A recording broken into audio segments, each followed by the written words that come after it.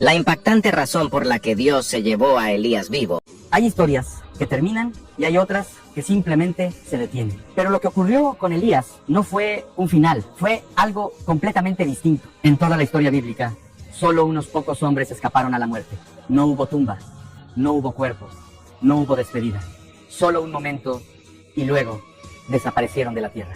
Durante siglos, muchos han creído que Dios se llevó a Elías como una recompensa, como un premio por su fidelidad, pero esa idea no encaja completamente con los detalles. Porque si analizamos su vida con cuidado, descubrimos algo inquietante. Elías no terminó su historia. Fue retirado en medio de ella. Un profeta que desafió reyes, que cerró los cielos, que vio fuego caer desde lo alto y que, aún así, también conoció el miedo, la soledad y el deseo de morir. Entonces surge la verdadera pregunta: ¿por qué Dios lo llevó vivo al cielo? Porque lo que ocurrió con Elías no fue el final de su misión, fue una pausa con propósito. Para entender por qué Elías fue llevado vivo al cielo, primero tenemos que entender el mundo en el que apareció.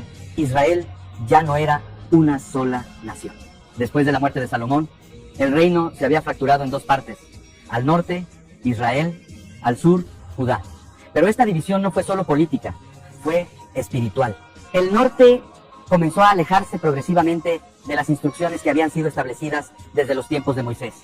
Lo que empezó como pequeños desvíos terminó convirtiéndose en una ruptura profunda con la fe original.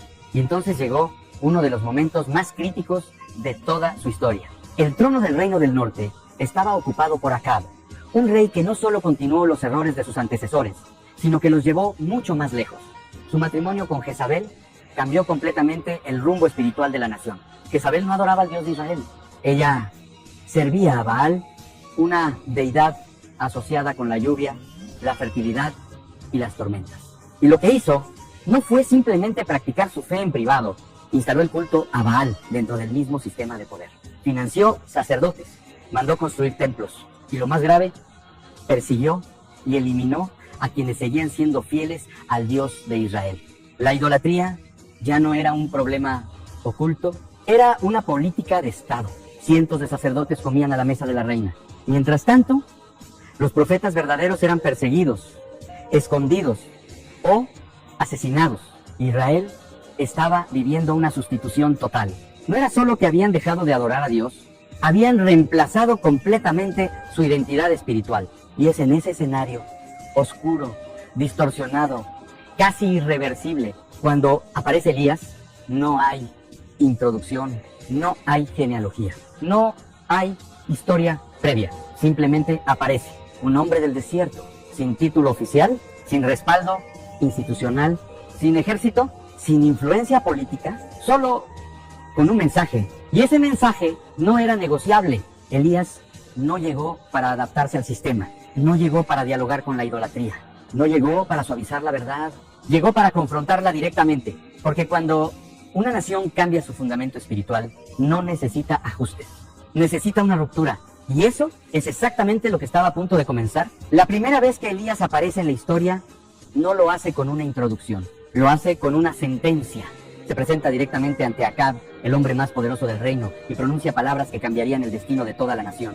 No habría lluvia ni rocío hasta que Dios lo decidiera. En una tierra donde la agricultura lo era todo, eso no era solo una advertencia, era una condena. Pero hay un detalle que lo hace aún más impactante. Israel estaba adorando a Baal, el supuesto dios de la lluvia, el mismo al que atribuían las cosechas, la fertilidad, la vida misma.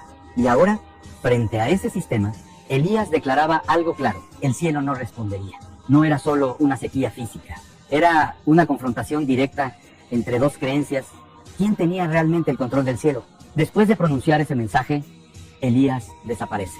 No se queda a ver las consecuencias, no busca protección humana, no organiza resistencia.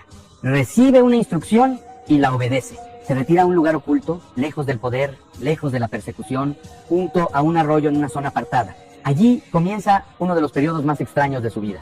Mientras el país entero empieza a sufrir la falta de agua, Elías sobrevive de una manera completamente inusual. Cuervos le llevan alimento, pan y carne cada día. no es una metáfora, es provisión directa, un profeta escondido, siendo sostenido en silencio.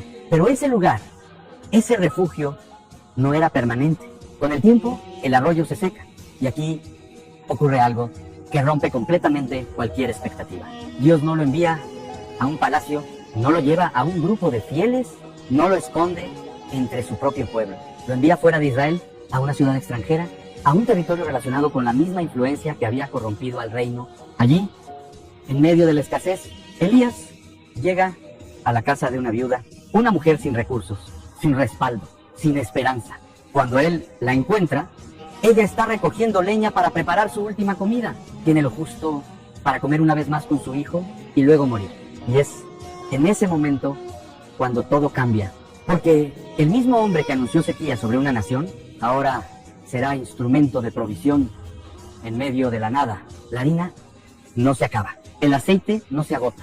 Día tras día, contra toda lógica. Pero lo más impactante aún no ha ocurrido. Porque en ese lugar, lejos de Israel, lejos de multitudes, Elías realizará algo que nadie había visto antes.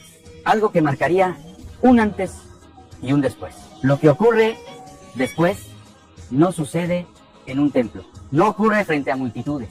No ocurre en Israel. Sucede en una habitación pequeña, en una casa extranjera. El hijo de la viuda enferma, pero no es una enfermedad leve. Es grave, silenciosa, irreversible, hasta que finalmente el niño deja de respirar. La mujer, devastada, mira a Elías y no ve consuelo, ve culpa. En su dolor, interpreta la tragedia como un juicio.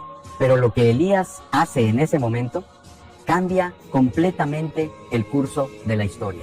Toma al niño en brazos, lo lleva al cuarto donde él se hospeda. Lo coloca sobre su propia cama y entonces ora. No hay espectáculo, no hay audiencia, no hay reconocimiento, solo un hombre pidiendo a Dios que devuelva la vida. Se inclina sobre el cuerpo del niño una vez, luego otra y una tercera vez. Y entonces sucede, el niño respira. La vida vuelve no como una ilusión, no como una mejora temporal, vuelve completamente. Este es el primer registro de una resurrección en toda la narrativa del Antiguo Testamento. Y no ocurrió en Israel, sino fuera de él. A una mujer que ni siquiera pertenecía al pueblo del pacto. Eso ya nos dice algo importante. El alcance de Dios no estaba limitado. Pero también nos dice algo más profundo sobre Elías. Porque hasta este punto, él no es solo el profeta que anuncia juicio, también es el hombre que porta vida. Sin embargo, mientras estos eventos ocurren en silencio, algo completamente distinto está pasando en Israel. La sequía continúa, el hambre se intensifica, la presión aumenta y el nombre de Elías comienza a convertirse en un objetivo. Es buscado, perseguido, deseado para eliminarlo. Mientras tanto, él sigue oculto, preparándose sin saberlo para el momento más decisivo de toda su vida. Pero antes de seguir, déjame hacerte una pausa rápida. Y ahora te dejo una pregunta. Si hubieras estado en el lugar de Elías, solo, sin respaldo, sin garantías, ¿habrías tenido la fe suficiente para hacer lo que él hizo? Piénsalo, porque lo que viene ahora no es un milagro oculto en una habitación. Es una confrontación pública, una que definiría quién es el verdadero Dios. Después de años de sequía, el silencio se rompe. Elías recibe una instrucción clara: volver, no esconderse. No a sobrevivir, sino a enfrentarse nuevamente con Acab. Pero el contexto ahora es completamente distinto. La tierra está devastada, los campos secos, el ganado muriendo. La desesperación es total. El rey envía hombres por todas las naciones buscando a Elías. Lo quiere encontrar no para escuchar, sino para acabar con él. Y en medio de esa búsqueda ocurre un encuentro inesperado. Un hombre llamado Abdías, servidor del palacio, pero fiel en secreto a Dios. Un hombre que había arriesgado su vida escondiendo a 100 profetas en cuevas, alimentándolos mientras Jezabel los perseguía. Cuando Abdías ve a Elías, siente miedo. Sabe lo que significa ese encuentro, pero Elías le da un mensaje directo. Ve y dile al rey que estoy aquí. No hay evasión, no hay estrategia de escape. Hay confrontación. Cuando finalmente Acab se encuentra con Elías, sus primeras palabras no son neutrales. Lo llama perturbador de Israel. Como Si toda la crisis, toda la destrucción fuera culpa de un solo hombre, pero la respuesta de Elías es inmediata. No soy yo quien perturba a Israel, eres tú y tu casa, porque han abandonado a Dios y han seguido a Baal. Y entonces propone algo que nadie esperaba, una confrontación pública, no en privado, no en secreto, no en debate, una prueba. Convoca a todo el pueblo y a los profetas de Baal.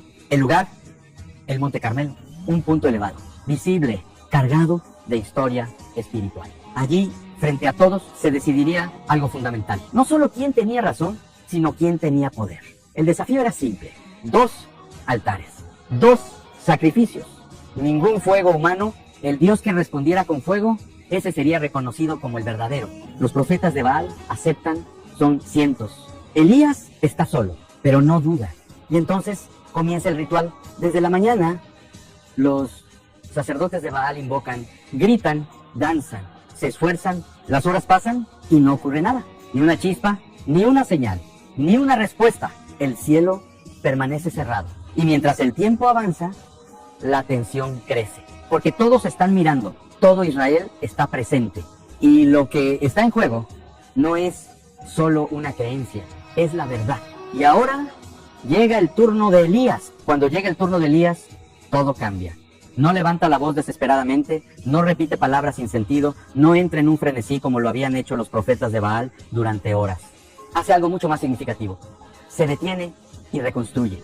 Frente a todo el pueblo, toma 12 piedras, una por cada tribu de Israel, como recordatorio de lo que alguna vez fueron como nación, y con ellas levanta nuevamente un altar que había sido destruido. No es solo una estructura física, es un símbolo de restauración, un intento de reconectar a un pueblo que había olvidado su origen.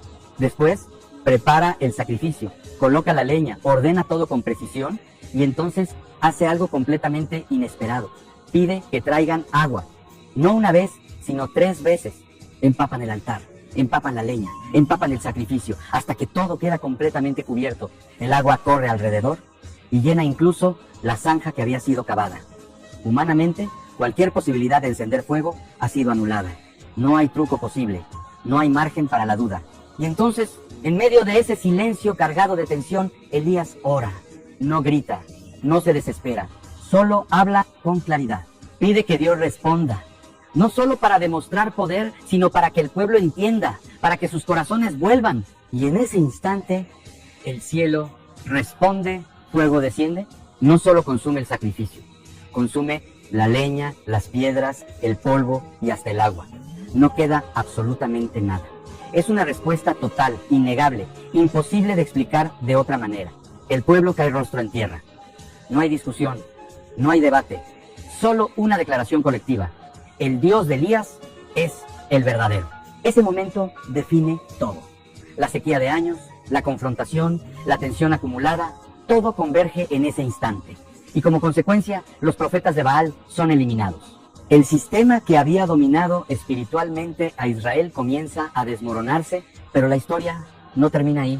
Después de la confrontación, Elías sube a la cima del monte y se inclina en oración.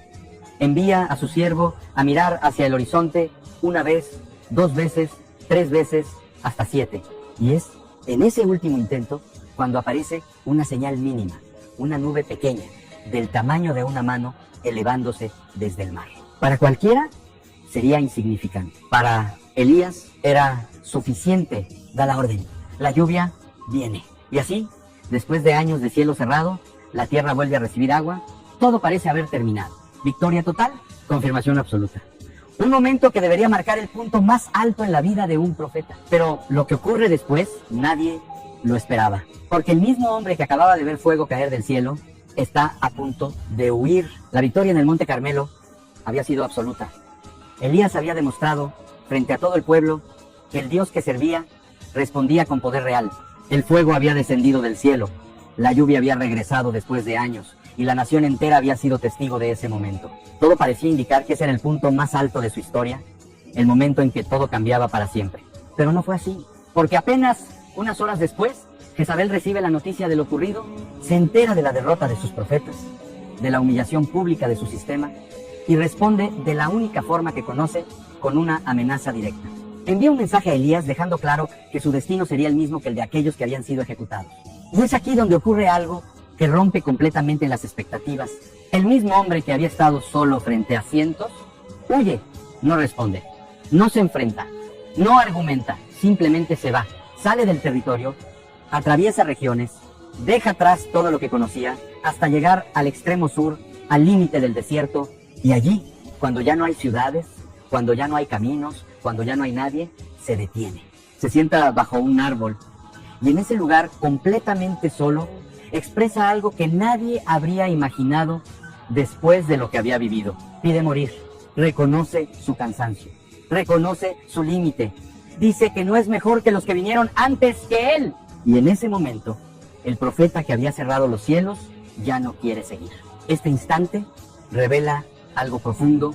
Elías no es un símbolo inalcanzable, es un hombre real, un hombre que experimenta el peso de lo que ha vivido, el desgaste de la confrontación constante, el impacto emocional de estar siempre en el límite. Pero lo más importante no es su caída, es lo que ocurre después. No aparece un castigo, no hay una voz de juicio, no hay reproche por su debilidad. Aparece provisión, un ángel lo despierta suavemente, le da comida, le da agua, lo deja descansar, luego regresa, lo levanta de nuevo y le dice algo clave: el camino que tiene por delante es demasiado largo para él. No lo empuja, lo prepara, y con esa fuerza, Elías se levanta, comienza a caminar, no por impulso, sino por dirección, no por escape, sino porque hay un destino. Camina durante 40 días y 40 noches hasta llegar a un lugar que no es casual, el monte Horeb, el mismo lugar donde Moisés había recibido la ley. Allí entra en una cueva, y en ese punto, cuando todo parece haberse detenido, Dios le hace una pregunta que no busca información, sino revelar lo que hay dentro de él. Y lo que viene después no será fuego, ni viento, ni terremoto, será algo mucho más profundo. Dentro de esa cueva, en el monte Horeb, Elías finalmente se detiene por completo. Ya no hay persecución inmediata, ya no hay multitudes, ya no hay confrontaciones públicas, solo hay silencio y una pregunta. Dios le habla, no para informarse, sino para confrontarlo desde dentro. ¿Qué haces aquí? La respuesta de Elías no es corta, es una descarga. Explica todo lo que ha vivido, todo lo que ha visto. Dice que ha sido celoso por Dios, que el pueblo ha abandonado el pacto, que los altares han sido destruidos, que los profetas han sido asesinados y que él es el único que queda, y ahora también quieren matarlo. Es una visión marcada por el agotamiento, por la sensación de estar solo, por la idea de que todo depende de él. Entonces ocurre algo extraño. Dios le pide que salga de la cueva y se coloque sobre el monte. Y en ese momento comienzan una serie de manifestaciones poderosas. Un viento violento sacude las montañas, rompiendo rocas. Luego un terremoto. Después fuego. Elementos que en otras ocasiones habían sido señales claras de la presencia divina. Pero esta vez hay un detalle diferente. Dios no está en ninguno de ellos. Después de todo eso, llega algo casi imperceptible. Una voz suave, un susurro. Y es allí, en lo más silencioso, donde Dios habla. La pregunta se repite: ¿qué haces aquí? Y Elías responde exactamente lo mismo. Nada ha cambiado en su percepción, pero algo sí cambia en la dirección que recibe. Dios no discute con su emoción, no invalida su cansancio, pero tampoco confirma su visión limitada. Le da instrucciones, 3 acciones concretas que muestran algo clave. Su historia no ha terminado. Debe ungir a nuevos reyes.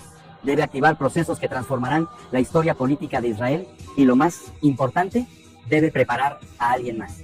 Un sucesor. Ahí aparece Eliseo. Elías lo encuentra trabajando en el campo, en una escena completamente ordinaria. No hay señales sobrenaturales. No hay anuncio previo. Solo un acto simbólico.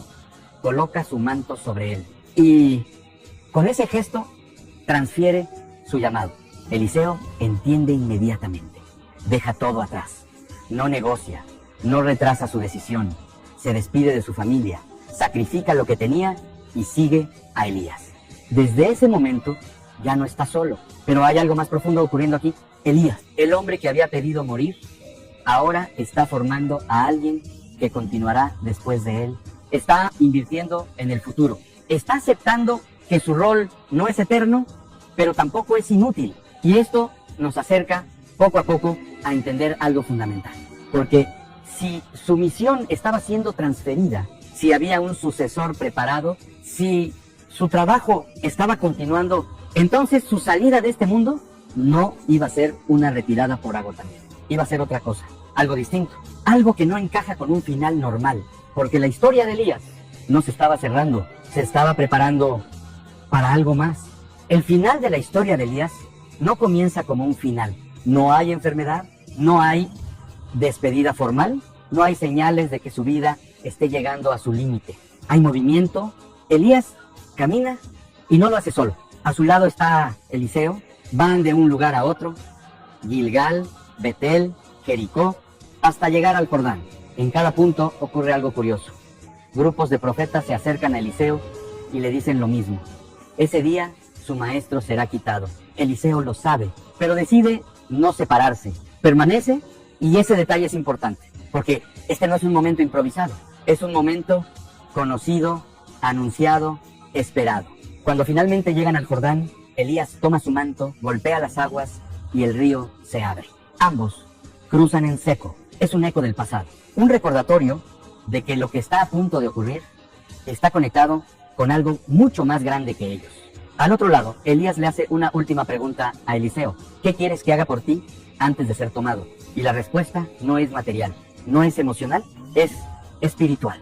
Eliseo pide una doble porción de su espíritu. No quiere reemplazarlo, quiere continuar lo que comenzó. Elías le responde que es algo difícil, pero posible. Si logra verlo cuando sea tomado, será concedido. Y entonces sucede. Sin aviso previo, sin transición lenta, un carro de fuego con caballos de fuego aparece no como transporte, sino como separación. Divide a los dos hombres. Y en ese instante, Elías es llevado. No cae, no desaparece, no muere, asciende. Un torbellino lo eleva y lo saca completamente de la escena. Eliseo lo ve. Y eso lo cambia todo, porque la condición se cumple. El manto cae, el legado permanece. Pero Elías ya no está. Y sin embargo, su historia no termina ahí. Aquí es donde todo cobra sentido, porque la razón por la cual Dios llevó a Elías vivo al cielo no fue simplemente para honrarlo, fue para preservarlo, para reservarlo, para dejarlo disponible para algo que aún no había ocurrido. Su nombre aparece al final del Antiguo Testamento, en el libro de Malaquías, como una promesa. Volvería antes de un momento decisivo. Siglos después, aparece junto a Jesús en la Transfiguración. Y más adelante, su figura es asociada con eventos que aún están por cumplirse. Entonces, entendemos algo clave. Elías no fue llevado porque terminó. Fue llevado porque debía continuar. No fue un cierre, fue una pausa. Una interrupción divina en una historia que sigue abierta. Y eso cambia completamente la perspectiva, porque significa que hay historias que Dios no concluye, simplemente las aparta hasta el momento correcto. Elías no desapareció, fue guardado. Y su vida nos deja una pregunta que no se puede ignorar. ¿Estamos viviendo como si todo terminara aquí? ¿O como si hubiera algo más aún por cumplirse? Porque si su historia no terminó, quizá la nuestra tampoco.